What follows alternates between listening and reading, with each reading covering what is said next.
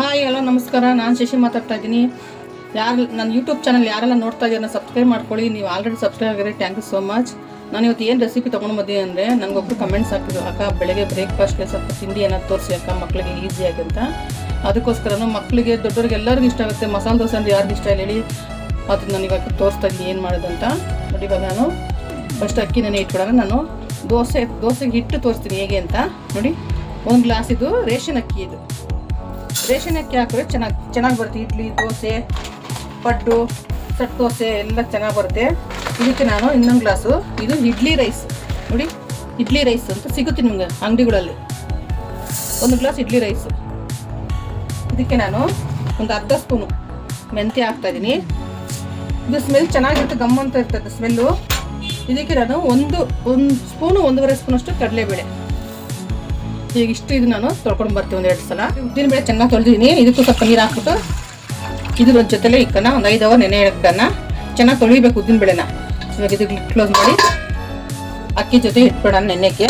ಇದು ನೆನಿಲಿ 8 ಅವರ್ ಬೇಡ, ಒಂದು 5 ಅವರ್ ಇದ್ದರೆ ಸಾಕಿರೋ ನೋಡಿ. ಉದ್ದಿನಬೇಳೆ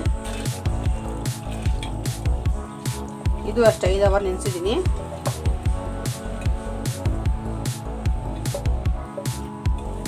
ಇದ್ರ ಜೊತೆಗೆ ನಾವು ಸ್ವಲ್ಪ ಅನ್ನ ಹಾಕೋಣ. ಆವಾಗ ಅಕ್ಕಿಗೆ ಹಾಕ್ಬೇಕಾಯ್ತು ಅನ್ನ, ನಾನು ಮರ್ತ್ಬಿಟ್ಟೆ ನೋಡಿ. ಒಂದು ಅರ್ಧ ಕಪ್ ಅಷ್ಟು, ಚಿಕ್ಕ ಕಪ್ ಅದು ಸಾಕು, ಅಷ್ಟೇ ಸಾಕು. ನೋಡಿದ್ರಲ್ಲ, ಉದ್ದಿನಬೇಳೆ ಸ್ವಲ್ಪ ಅನ್ನ, ಇದನ್ನು ನಾವು ಹಾಕೋಣ.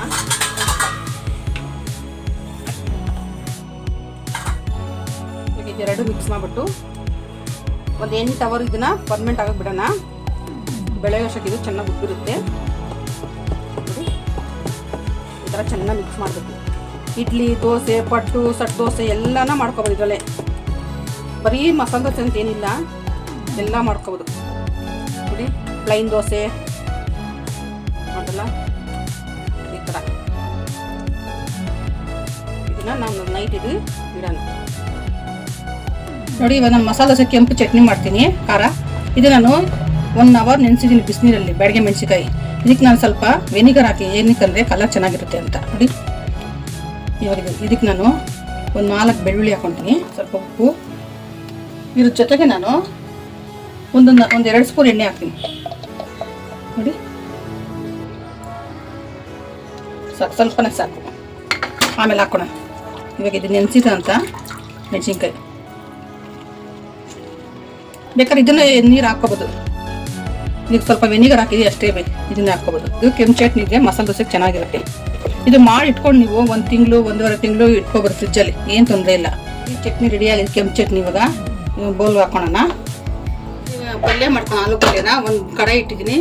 ಸ್ಟವ್ ಹೊಡ್ಸ್ಕೊಂಡು ಆಯಿಲ್ ಹಾಕೋಣ.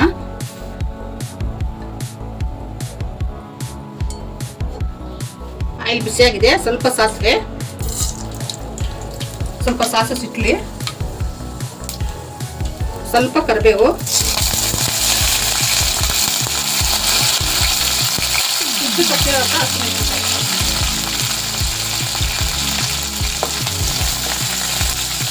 ಆಲೂ ಪಲ್ಯಗೆ ಕಡಲೆಬೇಳೆ, ಉದ್ದಿನಬೇಳೆ ಇದೆಲ್ಲ ಹಾಕೋದು ಬೇಡ. ಮಸಾಲೆ ದೋಸೆಗೆ ಪ್ಲೈನ್ ಬೇರೆ ಪಲ್ಯಗೆಲ್ಲ ಹಾಕೋಣ. ಇವಾಗ ಉಪ್ಪು ಕಚ್ಚರ ಅಂತ ಒಂದು ಈರುಳ್ಳಿ,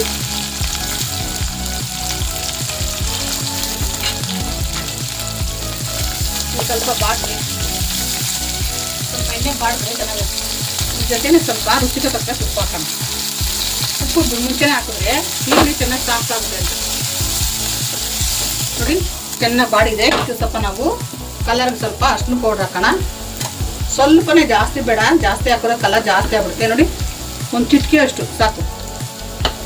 ಇವಾಗ ಇದನ್ನು ಮಿಕ್ಸ್ ಮಾಡಿ ನಾವು ನೋಡಿ, ಇಷ್ಟು ಹಾಕಿದ್ರೆ ಸಾಕು. ಅದು ಈರುಳ್ಳಿ ಕ್ರಂಚಿ ಇರಬೇಕು, ಅದು ಆಗಿತಾರೆ ಸ್ವಲ್ಪ ಕ್ರಂಚಿ ಆಗಿರುತ್ತೆ, ಜಾಸ್ತಿ ಸಾಫ್ಟ್ ಆಗೋದು ಬೇಡ. ಇವಾಗ ಇದಕ್ಕೆ 4 ಆಲೂಗಡ್ಡೆ ನಾನು ಬಾಯ್ಲ್ ಮಾಡಿ ಇಟ್ಕೊಂಡಿದ್ದೀನಿ, ಉಪ್ಪು ಹಾಕಿ. ಇವಾಗ ಇದನ್ನು ಹಾಕೋಣ. ಸ್ವಲ್ಪ ಎಲ್ಲ ಮಿಕ್ಸ್ ಮಾಡೋಕೆ ಚೆನ್ನಾಗಿ, ಯಾಕೆ ದೋಸೆಗೆ ಸ್ಟಫಿಂಗ್ ಮಾಡೋದಲ್ವಾ, ಅದಕ್ಕೋಸ್ಕರ. ಮಸಾಲೆ ದೋಸೆ ಒಬ್ಬರು ನನ್ನ ಕಮೆಂಟಲ್ಲಿ ಕೇಳಿದ್ರು, ಅಕ್ಕ ನಂಗೆ ಮಸಾಲೆ ದೋಸೆ ತೋರಿಸ್ಬೇಕಂತ. ಸಾರಿ, ನಾನು ಲೇಟಾಗಿ ನಾನು ವೀಡಿಯೋ ಮಾಡ್ತಾಯಿದ್ದೀನಿ. ನನಗೆ ಸ್ವಲ್ಪ ಟೈಮ್ ಇರಲಿಲ್ಲ. ಅದು ಬೇರೆ ನನ್ನ ಮಗು ಬೇರೆ, ನಮ್ಮ ಜಾನು ನಾಯಿ ಬೆರೆತಿರೋಯ್ತು, ಅದಕ್ಕೋಸ್ಕರ ಲೇಟ್ ಆಯಿತು ವೀಡಿಯೋ ಮಾಡೋದಕ್ಕೆ. ಯಾರೆಲ್ಲ ಏನೆಲ್ಲ ಅಡುಗೆ ಬೇಕು ನನ್ನ ಕಮೆಂಟ್ಸ್ ಹಾಕಿ. ದಯವಿಟ್ಟು ನಾನು ಲೇಟ್ ಆದರೂ ನಿಮಗೆ ಮಾಡಿ ತೋರಿಸ್ತೀನಿ ನಾನು ನೋಡಿ. ಸಾರಿ ಕೇಳ್ತಾ ಇದ್ದೀನಿ, ಲೇಟಾಗಿ ನಾನು ಮಸಾಲೆ ದೋಸೆ ತೋರಿಸ್ತಾ ಇದ್ದೀನಿ. ನನಗೂ ಟೈಮ್ ಇಲ್ಲ, ಏನು ಮಾಡೋದು ನೋಡಿ ಈ ಥರ. ಇದಕ್ಕೆ ನಾನು ಇವಾಗ ಸ್ವಲ್ಪ ಮೇಲೆ ಕೊತ್ತಂಬರಿ ಹಾಕೋಣ. ಸ್ವಲ್ಪ ಇವಾಗ ಇದು ರೆಡಿ ಆಗಿದೆ. ಇಷ್ಟೇ. ನಾವು ಹೋಟ್ಲು ಹೋಗ್ತಿದ್ರು ರುಚಿ ಟೇಸ್ಟ್ ಇರುತ್ತೆ, ಅದೇ ಟೇಸ್ಟ್ ಮನೇಲೂ ಕೂಡ ನಾವು ಮಾಡ್ಬೋದು ನೋಡಿ. ಮಕ್ಕಳಿಗೆ ದೊಡ್ಡವ್ರಿಗೆ ಎಲ್ಲರಿಗೂ ಮಸಾಲೆ ದೋಸೆ ತುಂಬಾ ಇಷ್ಟ ನೋಡಿ.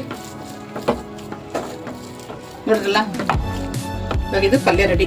ಇವಾಗ ದೋಸೆ ಮಾಡೋಣ. ಒಂದು ಏನು ಚಿಕ್ಕಿದ್ದೀನಿ ತವಾ, ಇದಕ್ಕೆ ಸ್ವಲ್ಪ ಬಿಸಿ ಮಾಡಿದೆ. ಸ್ವಲ್ಪ ನೀರು ಹಾಕೋಣ ದೋಸೆಗೆ. ಈ ಥರ ಬಿಸಿ ತವಕ್ಕೆ ನೀರು ಹಾಕಿದ್ರೆ ದೋಸೆ ಚೆನ್ನಾಗಿ ಬರ್ತದೆ. ಇವಾಗ ಇದನ್ನ ನಾನು ರಾತ್ರಿ ತೋರಿಸಿದ ಅಕ್ಕಿ ಯಾವ ಥರ ದೋಸೆ ಇಟ್ಟು ಇದು ನಾವು ಎಷ್ಟು ತೆಳ್ಳಗೆ ಬೇಕಾದ್ರೂ ಹಾಕೋದು ನೋಡಿ. ನೋಡ್ತಿಲ್ಲ, ನಾವು ದೋಸೆ ಇಟ್ಟು ಇಡ್ಲಿ ಹಿಟ್ಟೆಲ್ಲ ಮನೆಯಲ್ಲೇ ಆರಾಮಾಗಿ ಮಾಡ್ಕೋಬೋದು ನೋಡಿ.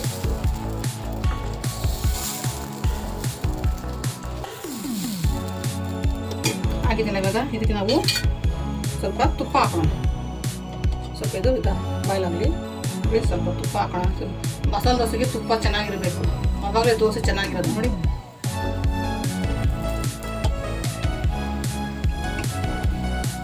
ತುಪ್ಪ ಇದಷ್ಟು ಅಂದರೆ ಚೆನ್ನಾಗಿ ದೋಸೆ ಬರುತ್ತೆ. ನೀವು ತುಪ್ಪ ಬೇಡ ಅಂದರೆ ಆಯಿಲ್ ಹಾಕೋಬೋದು, ಆರಾಮಾಗಿ ಆಯಿಲ್ ಹಾಕೋಬೋದು. ಇವಾಗ ಇದಕ್ಕೆ ನಾವು ಮಾಡಿಟ್ಟಿದ್ದೀವಲ್ಲ ಕೆಂಪು ಚಟ್ನಿ ನೋಡಿ. ಇಷ್ಟೇ. ನಿಮಗೆ ಖಾರ ಎಷ್ಟು ಬೇಕು, ಇದು ಖಾರ ಇಲ್ಲ, ನಿಮ್ಗೆ ಎಷ್ಟು ಬೇಕಾದ್ರೂ ಹಾಕೋಬೋದು, ನಿಮ್ಮ ಇಷ್ಟ ಅದು ನೋಡಿ. ಕೆಂಪು ಚಟ್ನಿ ಇದ್ರೆ ಇದು ಮಸಾಲೆ ದೋಸೆ ಅಂತ ಅನ್ನೋದು ಮೊದಲ ನೋಡಿ. ಸ್ವಲ್ಪ ರೋಸ್ಟ್ ಆಗಿದೆ. ಇವಾಗ ನಾವು ಇದಕ್ಕೆ ಸೆಂಟ್ರಿಗೆ ಆಲೂ ಪಲ್ಯ ಇಟ್ಕೊಳ್ಳೋಣ. ನಿಮಗೆ ಆಯ್ತು, ಮಸಾಲೆ ದೋಸೆ ಇವಾಗ ರೆಡಿ. ನೋಡ್ರಲ್ಲ,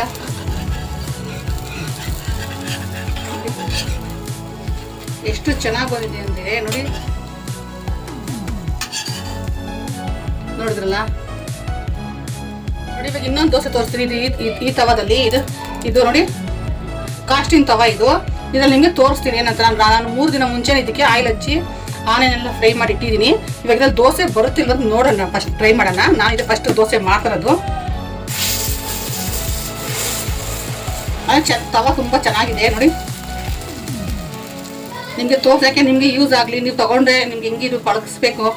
ನನಗೂ ಇದು ಗೊತ್ತಿರಲಿಲ್ಲ, ನನಗೂ ಒಬ್ರು ಹೇಳ್ಕೊಟ್ರು ಇದು ಆಯಿಲ್ ಎಲ್ಲ ಹಚ್ಚಬೇಕು, ಆನಿಯನ್ ಹಚ್ಚಬೇಕು ಅಂತ ನೋಡಿ. ಇದು ಕಾಸ್ಟ್ಯೂಮ್ ತವಾ ಇದು ತುಂಬ ವೆಯ್ಟ್ ಇದೆ, ಬೇರೆ ಇದು ಚೆನ್ನಾಗಿದೆ ಇದು ನೋಡಿ. ಡಿಸೈನ್ ಎಲ್ಲ ಚೆನ್ನಾಗಿದೆ. ಇದು 2 in 1 ಇದು. ನೀವು ಲಾಸ್ಟ್ ವಿಡಿಯೋ ನೋಡ್ರೆ ಗೊತ್ತಾಗುತ್ತೆ ನಿಮಗೆ. ಇದಕ್ಕೆ ನಾವು ಇವಾಗ ಯಾಕೆಂದರೆ ನಿಮಗೆ ಗೊತ್ತಾಗಲಿ ಅಂತ ನಾನು ತೋರಿಸ್ತಾ ಇದ್ದೀನಿ. ತುಪ್ಪ ಹಚ್ಚೋಣ. ಇದರಲ್ಲೇ ಚಪಾತಿ, ದೋಸೆ, ಇಡ್ಲಿ, ಇದು ರೊಟ್ಟಿ, ರಾಗಿ ರೊಟ್ಟಿ, ಅಕ್ಕಿ ರೊಟ್ಟಿ ಎಲ್ಲನೂ ಮಾಡ್ಬೋದು ಇದರನ್ನ.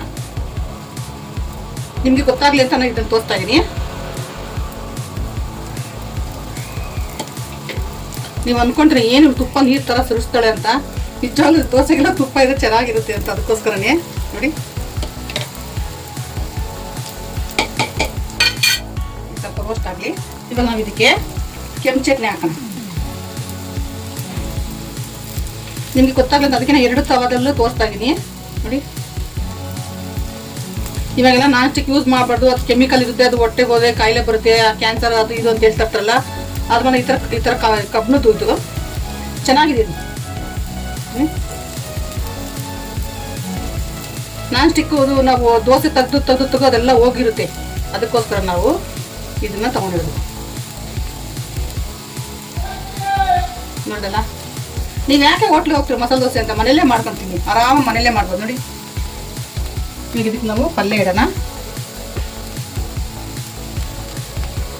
ಇನ್ನೊಂದು ಸ್ವಲ್ಪ ಯಾಕೆ ದೋಸೆ ದೊಡ್ಡದಾಗಿದೆಯಲ್ಲ ಅದಕ್ಕೋಸ್ಕರನೇ.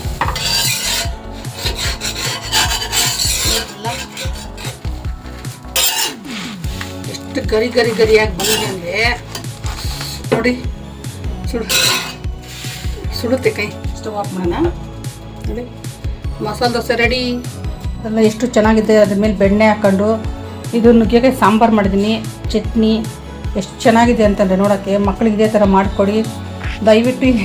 ಕೇಳಿದ್ರು ಒಬ್ಬರು ನನಗೆ ಸಬ್ಸ್ಕ್ರೈಬರು ಮಸಾಲೆ ದೋಸೆ ಮಾಡಿ ಅಂತ ಲೇಟ್ ಆಗೋಯ್ತು, ಸಾರಿ. ನೋಡಿ ಮಾಡ್ತಾಯಿದ್ದೀನಿ, ನೋಡ್ಕೊಳ್ಳಿ. ನೋಡಿದ್ರಲ್ವ ಮಸಾಲೆ ದೋಸೆ ಎಷ್ಟು ಚೆನ್ನಾಗಿದೆ ಅಂತ. ಬೆಣ್ಣೆ ಹಾಕ್ಕೊಂಡು ಚಟ್ನಿ ಸಾಂಬಾರು ತುಂಬಾ ಚೆನ್ನಾಗಿದೆ. ನಾನು ಯಾವ ಥರ ತೋರಿಸಿ ಆ ಥರ ಮಾಡಿ ನೋಡಿ. ನಿಮ್ಗೆ ಹೋಟ್ಲಿಗೆ ಹೋಗ್ಬೇಕಂತ ಅನ್ಸೋದಿಲ್ಲ, ಮನೆಯಲ್ಲೇ ಮಾಡ್ಕೊಂಡು ಮಕ್ಕಳಿಗೆ ಬಿಸಿ ಬಿಸಿ ದೋಸೆ ಚಟ್ನಿ ಪಲ್ಯ. ಅದ್ರಲ್ಲಿ ಬೇರೆ ಎಸ್ಪೆಷಲಿ ಏನಂದರೆ ಕೆಂಪು ಚಟ್ನಿ ನಾವು ಯಾವ ಥರ ಮಾಡ್ತೀವಿ ಅಂತ ನೋಡ್ಕೋಬೇಕು. ಇದಕ್ಕೆ ಜಾಸ್ತಿ ಖಾರ ಇಲ್ಲ, ಏನಿಲ್ಲ, ಆರಾಮಾಗಿ ಮಾಡ್ಕೊಳ್ಳಿ, ಮನೇಲಿ ತಿನ್ನಿ ಬಿಸಿ ಬಿಸಿ. ನೋಡಿ ಚೆನ್ನಾಗಿದೆ ಕಮೆಂಟ್ಸ್ ಹಾಕಿ, ಚೆನ್ನಾಗಿಲ್ಲ ಅಂದರೆ ಕಮೆಂಟ್ಸ್ ಹಾಕಿ, ನಾನೇನು ಬೇಜಾರು ಮಾಡ್ಕೊಳಲ್ಲ. ನೋಡಿ ನನಗೊಬ್ರು ಕೇಳಿದ್ದು ಅದಕ್ಕೋಸ್ಕರ ಮಸಾಲೆ ದೋಸೆ ತೋರಿಸಿ. ನೋಡಿ ಖಾರ ಎಷ್ಟು ಚೆನ್ನಾಗಿ ಕಾಣುತ್ತೆ ಅಂತ. ಇದ್ರ ಜೊತೆ ಬೆಣ್ಣೆ. ಓಕೆ ಬಾಯ್.